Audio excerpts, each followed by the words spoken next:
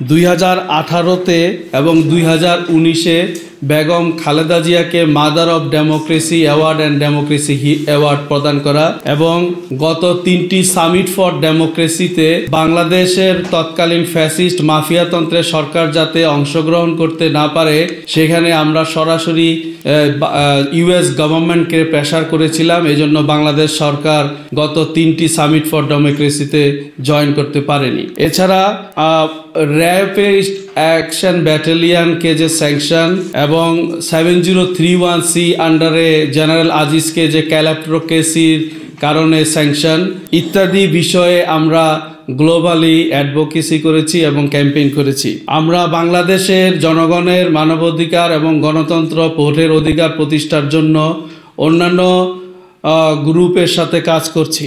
আপনারা নিশ্চয়ই অবগত আছেন গত 2009 সন হতে বাংলাদেশে একটি অগণতান্ত্রিক ফ্যাসিস্ট মানবাধিকার লঙ্ঘনকারী গরিব অসহায় জনতার সম্পদ লুণ্ঠনকারী একটি অবৈধ সরকার নিয়োজিত ছিল। তারা পৃথিবীর অন্যান্য ফ্যাসিস্ট সরকারের ন্যায় একটি লুটেরা ও শোষণকারী গোষ্ঠী সৃষ্টি করেছিল। এই গোষ্ঠী কিছু সংখ্যক ক্ল্যাপ্টোক্রেসি মানে হচ্ছে দুর্বৃত্ত দ্বারা একটা রাষ্ট্র এবং রাষ্ট্রযন্ত্র পরিচালিত হয়, সেটাকে বলে ক্ল্যাপ্টোক্রেসি। সেইটার আওতায় সরকারি সামরিক বেসামরিক কর্মকর্তা অসাধু ব্যবসায়ী রাজনীতিবিদ এই গোষ্ঠী বাংলাদেশের 85% জনগণের ভোটের ও বাঁচার অধিকার কেড়ে নিয়েছিল। আপনারা অবগত আছেন গত 15 বছরে প্রতি বছর প্রায় 15 থেকে 17 বিলিয়ন ডলার তথা 256 বিলিয়ন ডলার পলায়নকারী স্বৈরাচার সরকারের সুবিধাভোগী লোকজন Canada, America, European UAE, Singapore বিভিন্ন দেশে পাচার করেছে। আপনারা অবগত আছেন গত 2022 সনে নরওয়ে ও আমেরিকার 2টি সংস্থা উল্লেখ করেছিল 398 জন দুর্নীতিবাজ সরকারি কর্মকর্তা, কর্মচারী, রাজনৈতিক নেতা, ব্যবসায়ী 641টি রিয়েল এস্টেট প্রপার্টিজ ক্রয় করেছে দুবাইতে। এছাড়া 252 জন সরকারি কর্মকর্তা, পুলিশ, সামরিক বাহিনী, রাজনীতিবিদ, ব্যবসায়ী আমেরিকাতে বিভিন্ন রিয়েল এস্টেট বিজনেসে ইনভেস্টমেন্ট করেছে অবৈধ সম্পদ। তাছাড়া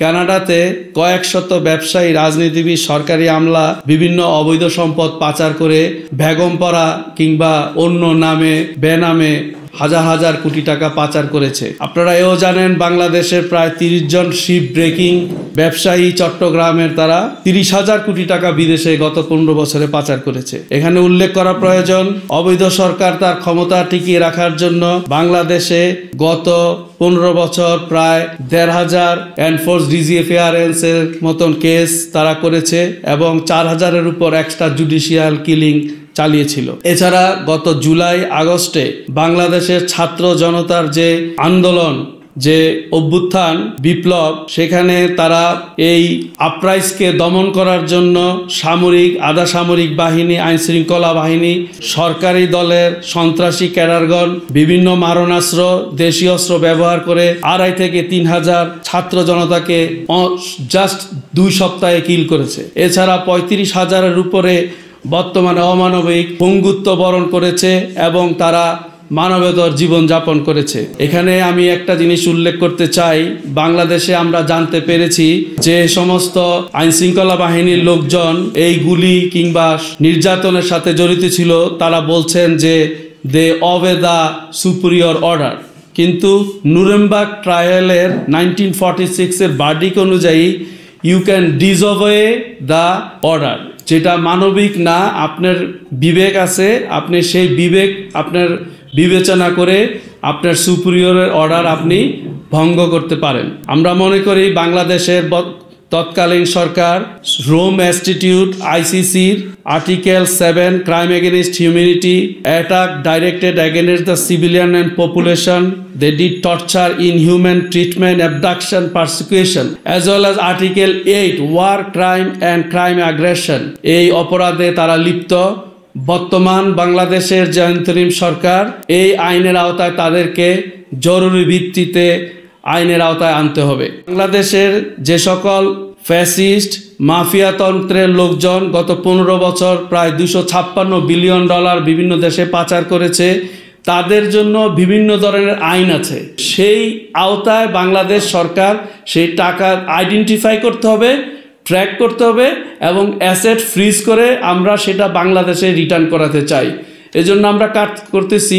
কিন্তু দুঃখের বিষয়, আমরা অলরেডি গত 4 মাসে কয়েকটা চিঠি অ্যান্টি কারাপশন ডিপার্টমেন্টকে, law ministry as well as Bangladesh ব্যাংকে চিঠি দিয়েছি, আজও পর্যন্ত কোনো উত্তর পাইনি। দুঃখের বিষয়, গত পরশুদিন আমি অ্যান্টি কারাপশন অফিসে গিয়েছিলাম, আমি ওনাদের চেয়ারম্যান সাহেবের সাথে দেখা করার জন্য। ওনারা আমাকে লং প্রসিডিউর বলতেছে।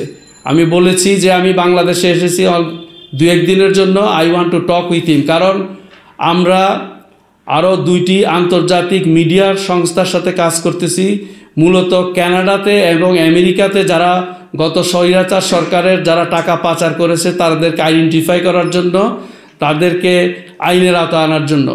এখন বাংলাদেশ গভর্নমেন্টের দায়িত্ব হচ্ছে, ওনারা ইমিগ্রেশনের কাছে টোটাল ইনফরমেশন আছে যে কারা বাংলাদেশ থেকে কখন গিয়েছে, আপনি সেই অনুযায়ী ডিসক্লোজ করেন যে ওই ব্যক্তি এত তারিখে কানাডা, যে বোর্ডিং কার্ড নেয় ওখানে তো লেখা থাকে সে কানাডায় গিয়েছে, সে আমেরিকা গিয়েছে, সে লন্ডন গিয়েছে। আপনি তাকে ফাইন করেন, করে আপনারা আমাদেরকে দেন। We work on it, we have a group, global group, UNCSC একটি ইন্টারন্যাশনাল, আমরা under the umbrella of United Nations. তো আপনারা তো এটাকে এক্সপেডাইট করতে হবে। আমি এই যে আইনগুলি বললাম, এই আইনের আওতায় ইজিলি বাংলাদেশের যারা এই মানবতা বিরোধী কাজ করেছে, যারা বাংলাদেশের গরিবের সম্পদ বিদেশে লুণ্ঠন করেছে, তাদেরকে আপনি আইডেন্টিফাই করতে পারবেন, তাদেরকে বিচারের আওতায় আনতে পারবেন। বাংলাদেশের জনগণ ভাবতেছে গত 4 মাসে যে স্পিরিটে জুলাই বিপ্লব হয়েছে সেই স্পিরিটে কিন্তু আমরা নেই। সো আমরা দেখতেছি টলারেন্স আমাদের বাংলাদেশে জনগণের মধ্যে একটু কম। আমরা সহনশীল হতে হবে, আমাদের মানুষের ইনক্লুসিভ আনতে হবে। আমাদের এখন ডিভিশন করলে চলবে না। ইন্টারন্যাশনালি যে conspiracy against the Bangladesh people, আমি এই দেশে জন্মগ্রহণ করেছি, এই দেশের উপরে আমার খুবই আশা, আমার ইচ্ছা এই বাংলাদেশের প্রত্যেকটা জনগণ তার নাগরিক অধিকার পাবে। আমি ক্ষুদ্র কিছু কথা বলি যে আপনি একজন জনগণ, আপনি একটা ভোটার আইডি কার্ড ওর জন্ম নিবন্ধন কার্ড অথবা মৃত্যু, এই সিম্পল জিনিস যদি আপনি নিতে যান, একটা লোকের minimum 15 to 20 days they have to back and fourth.